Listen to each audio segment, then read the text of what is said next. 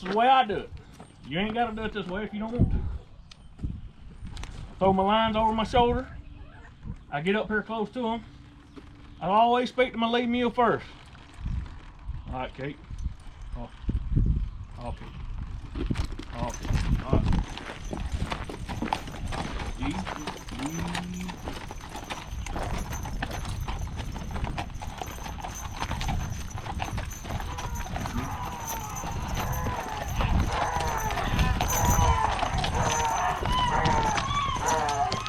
Now when we get out here to the cart, I'm gonna hook them to the cart and I'm gonna make them step across the tongue, and I want y'all to see how to do that.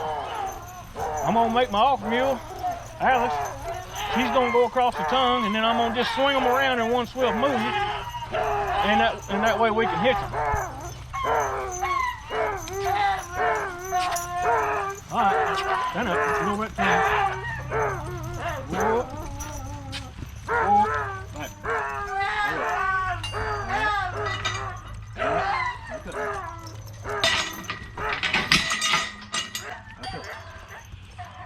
Whoa.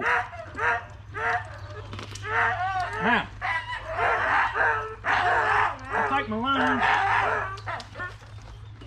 and I give them enough slack to where I can hitch them. I give them enough slack to where I can hitch them, but I tie my lines back on this cart. And that'll help your mules learn how to stand. But now I'm gonna tell y'all something. This is a time when you don't want your animals getting away from you. If your animals don't know how to stand hitch, then hitch them at the hitching post. Pull your cart up there while they're tied, or tie them to a tree, whatever works for you. Whoa, back over here. Stand up, now whoa, whoop. Leave them tied to a hitch rail, pull your cart up there behind them, hook them up, keep them in a controlled environment. Most of y'all probably want to do it that way, and that's fine. I'm not going to pick at you or call names or nothing. You do what's safe for you.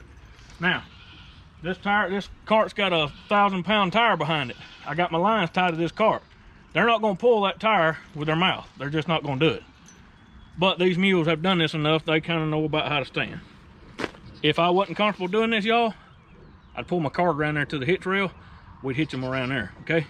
Tie them to a tree, tie them up the hitch rail, whatever you need to do, stay safe. All right, first thing you do, come on with me. This is the way you do it on anything you want to hook to, if it's got a tongue. Come on. You always hook the tongue first. That way you got brakes. If something happens, they can at least stop it, okay? All right, so.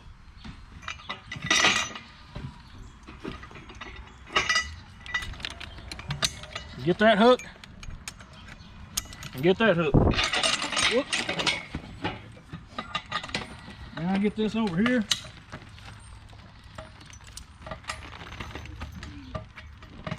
Now, I've got them two hooked. Come here. Come here. Whoa. Whoop, come here. No, whoa. Back up a little bit, Shake. Shake back up a little. Whoa, right there. Now come around to this side, Charlie. Now I gotta back them up just a little. Back up. Whoop. Whoa. There. Now I'm gonna just kind of tie my lines up. Now, this is the way I do it again. This is kind of a safety thing, but it works. Take your quit. Whoa. Take your off mule. If you're doing it from the left side, your off mule's inside trace chain goes first. And at the beginning, I'm gonna have to just sort of guess and figure out about how many links to drop. I'm gonna say it's about that many. 2, 4, 6. I'm gonna drop 6 on her. Now Alice is a little bit longer bodied than Kate is, and I always drop one more link on her. So 2, 4, 5 on Kate. I ain't gonna drop as many on Kate. That'll allow for the length and body difference. Now see, now I've got both of my inside trace chains hooked. So now I'm in a safe position. I can hook my outside trace chain. All right, 2, 4, 5 is what I'm dropping. And I just feed them on there like that. Back up a little, Kate. Whoop. Back up a little, Kate. Whoop. Back up. Whoa. Come right here. Hook your chain. Now, we may have to adjust this a little bit, and I'll show you in a minute what we're going to do.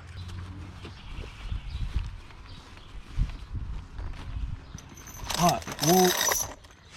Now, we dropped 6 on her, so 2, 4, 6.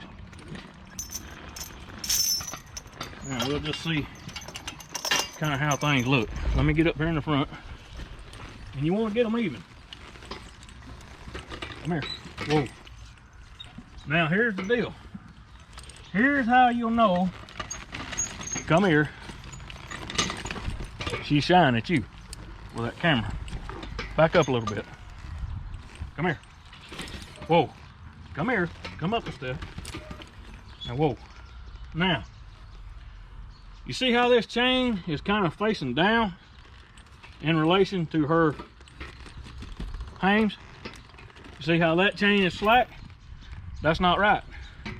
So, what we got to do is shorten them up a little. So what I'm going to do is I'm going to drop 2 more on her.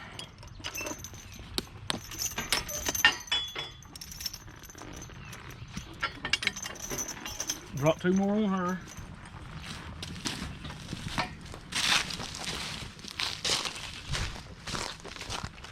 And then I'm gonna drop 2 more on her.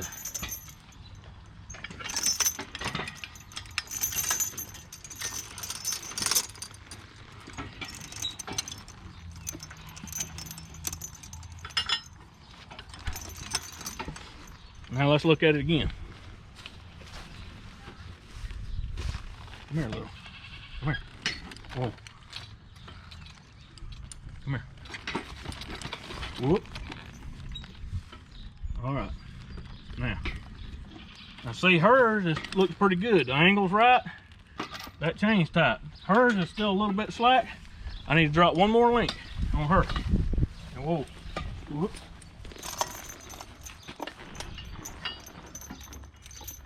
So that's what I'm gonna do. I'm gonna drop her 1 more link. That ought to take care of things. Now, get their heads together, because that's where they're bits. All right. Now that's pretty close, and we may have to do a little fine tuning. Back up a little. Back up a little, Kate. Back up a little. Whoa. Come here, Alice. Now, that suspension, get up here. Now, whoa. The suspension in the harness is what you're looking for with this under harness, this line to your breast yoke. Come here, get up here. And this is the kind of, you know, this is what you're looking for. And I tell you, let me drop 1 more link on her, on this right here. Get up here. I don't like that camera in the face. I don't blame her. I'm gonna tighten her up 1 more chain link right here, and this is the part of having your harness properly adjusted too.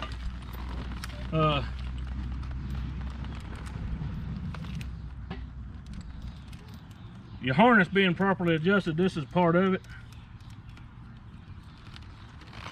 The angle here is right,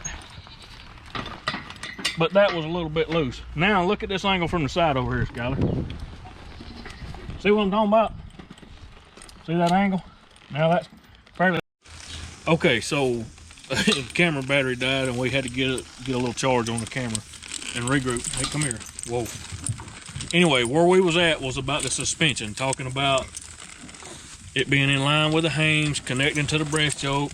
This right here being snug, and I had to take it up a link. Y'all saw that, but her breeching is snug. See back here, her breeching is just snug. It's not rubbing her, but it's snug to where whenever they start going down a hill, it don't have a whole lot of slop in it. It catches and holds good. So that's that part. And the last thing I want to tell y'all before we get going is the hames. The hame strap adjustment. And I probably should have told y'all this while we were harnessing, but I want y'all to come here and Skylar, show them from the back right here. show them, see how this hame strap goes pretty much straight across right here. That's what you want. You don't want it arcing over their shoulders. Some people will cheat and try to use hames that are too small and let the upper hame strap out and let it, you know, make that arc. Y'all, what you're gonna do when you do that is you're gonna pinch their neck right up here at the top. And that's gonna cause you problems now. But right here, the way these hames are laid in her collar and hooked on the bottom and hooked at the top, you know, straight across and straight across, that's about how you want them. And then you want this suspension. This is the most important part, especially on a breast yoke. Because see, I just got a ring that slips over my tongue. If you don't get this suspension right, and that breast yoke slips over the end of your tongue, you're gonna have a really bad day. Because that thing's gonna go to slapping your mules or horses in the legs, and next thing you know, you're fixing to have a wreck. If you got this suspended right, to where it's pulling that breast yoke back and the change is pulling forward, in other words, you got that line's through there, and then you got, now on your people that's got Western harness, that's got a combination strap or a martingale strap, your harness, same type of deal. Pull your hook forward, adjust your harness so when you're all the way forward, it makes that line, and this under their belly is tight. You'll have the same effect that I'm having using this short piece of chain. The reason why mule harness has got a breast chain and a slider is because they were designed to use with stiff tongue wagons. That's a whole nother subject for a different day. I'll tell y'all all about stiff tongue wagons in another video. But for today, we just want to cover harnessing. And next thing I'm going to do after we get going, stand up here.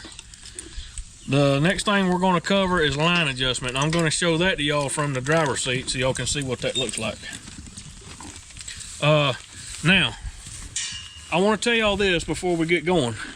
When you climb up there on that cart and you get ready to take off for the first time, don't climb up there and immediately make them step up and go. Climb up there and sit there a little while.